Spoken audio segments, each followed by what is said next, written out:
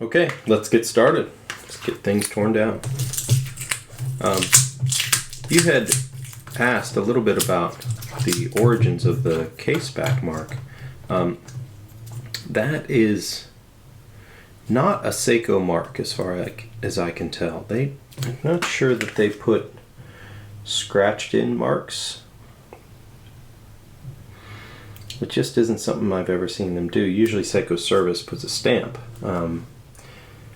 I don't know if that was really a Seiko service center or just somebody that sold Seikos that had a watchsmith in the back. But that's definitely not something I've seen from Seiko. But regardless, it's here. It's going to get fixed up and we're going to get going.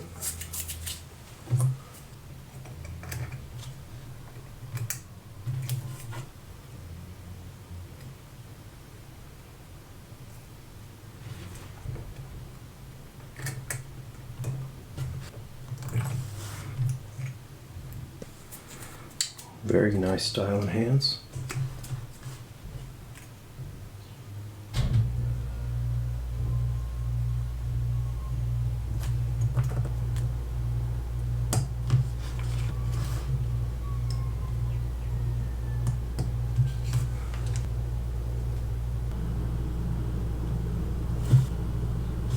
All right. So your dial date is an 8/5 and your case back date is an 8/6. So that is pretty much exactly where it should be.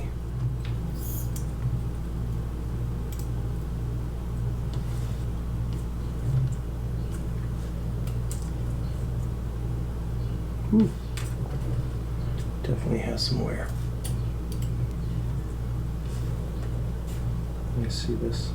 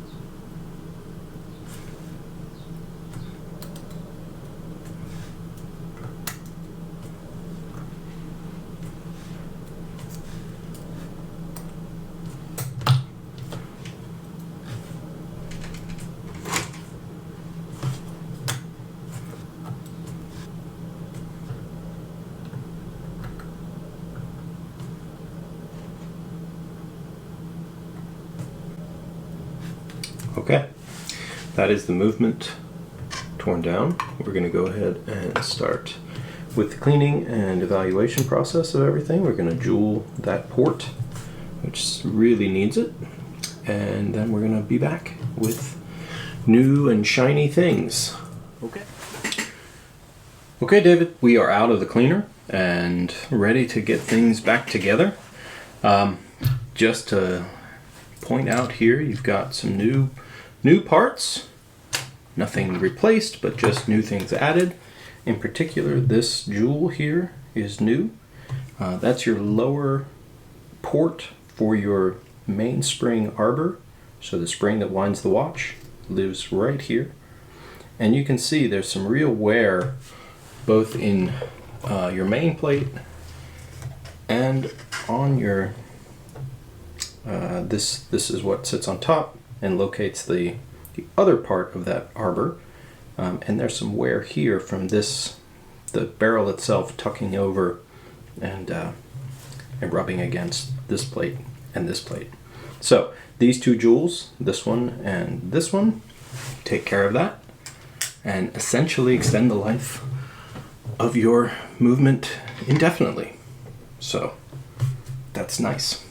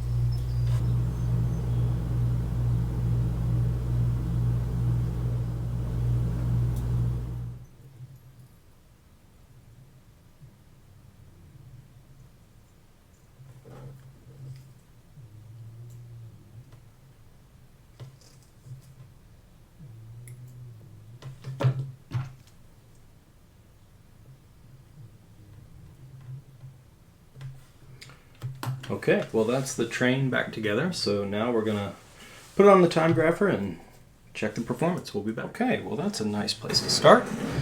Let's get some adjustments made and see where we're headed.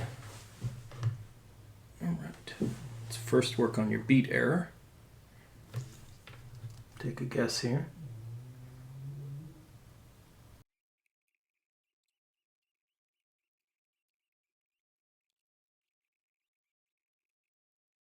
Okay, well, that feels pretty good.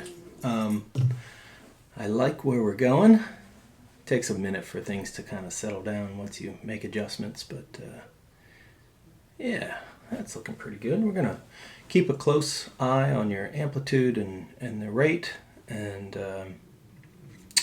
yeah, I think we're in good shape, at least as a break-in position. So we're gonna let this run for a bit. See how it recuperates its amplitude as all the lubricants move their way around the pivots and the jewels. So, okay, David, we are ready to get the calendar side put together.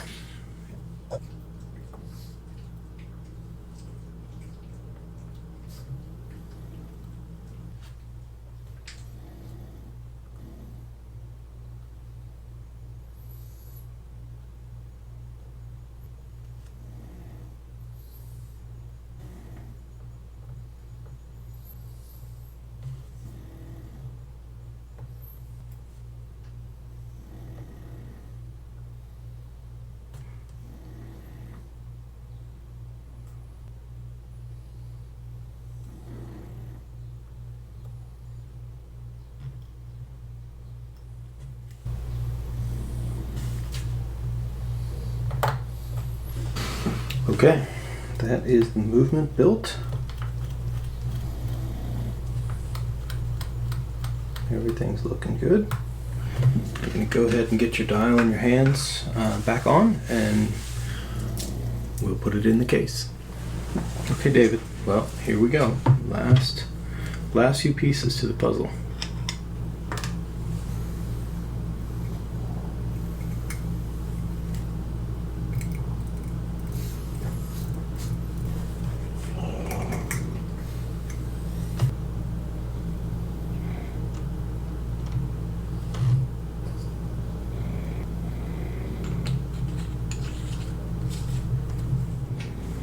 And there we are. There is your beautiful, really, really nicely preserved 6309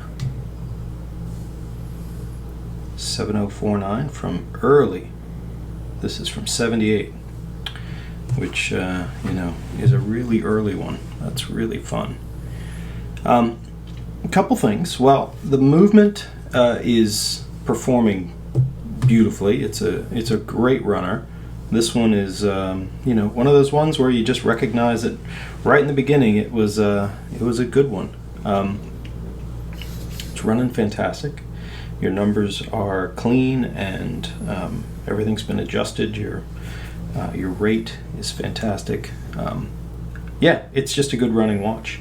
Cosmetically, you know, it's incredible how just a simple cleanup in the water bath gets these parts looking good. I hand cleaned your bezel. I put a new seal in your bezel. I don't know why it's so hard to focus here.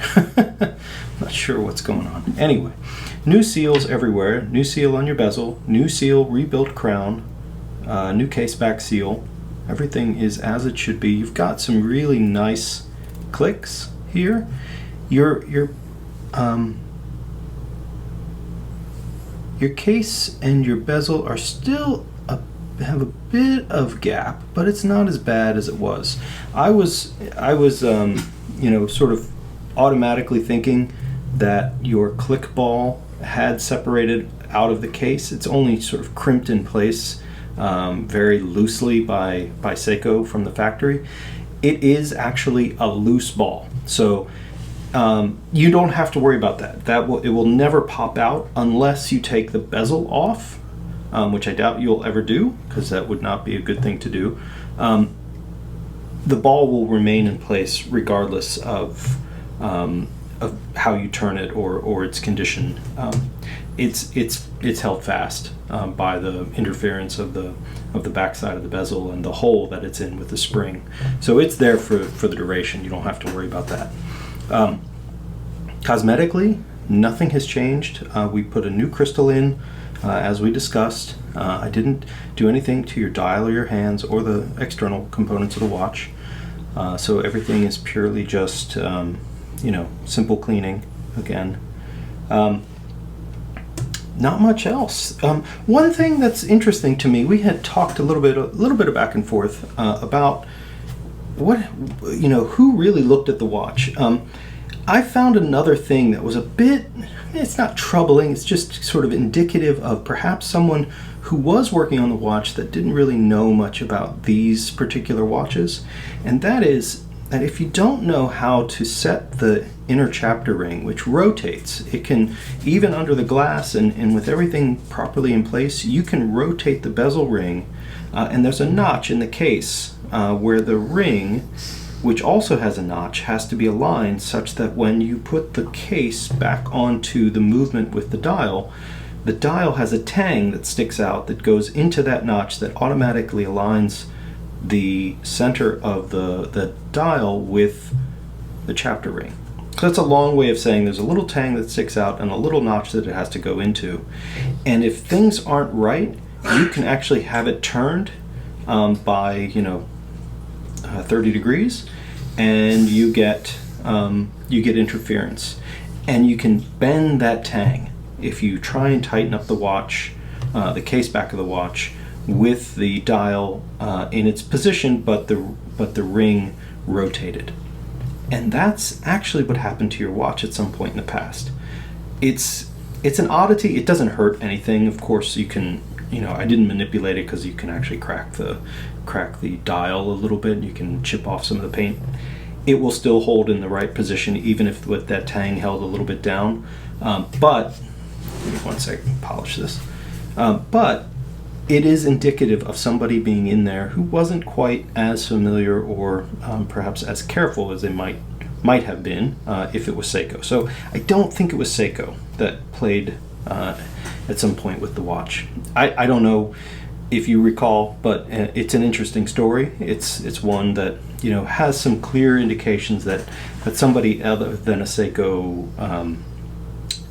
service actually might have worked on the watch. It might have been a Seiko dealer that had a service department that worked on watches, but I don't know if that was actually Seiko service that would have put that mark and had that sort of issue with alignment. Anyway, that's a long-winded argument. Not sure it really matters. Here are your pieces that are coming home to you. You got 2 seals. One is your case back seal, which is this one, which is really flat. Here's your bezel seal, which is now a stiff piece of plastic. You can play with that when that comes home. You also have where's your crown seal should be in here too. Where'd that go? I'll find it. Anyway, here's your upper mainspring arbor port bushing, which is now a jewel. Oh, where is that? Oh, there it is. Okay. Here's your crown seal. Now, it still is somewhat pliable, but you can see, maybe, if I can focus here. I don't know how easy that is to see, but that is essentially square in cross section. It should be a circular O-ring, and it's not, which means it's probably not doing its job as well as it possibly could. Well, that's all your stuff. Your watch is running great. I'm really happy with the performance. I'm really happy with the cosmetics. It's a really fine looking, original, early 6309. This is right after the transition from the Willards to the Turtles, or from the third divers, which are 6306s that were mostly JDM. But this is in that overlap period. It's a great watch. All right, well, thank you so much, David. I really appreciate it. I look forward to getting this back to you so you can get back to enjoying it and wearing it, and I'll be in touch. Thanks for watching.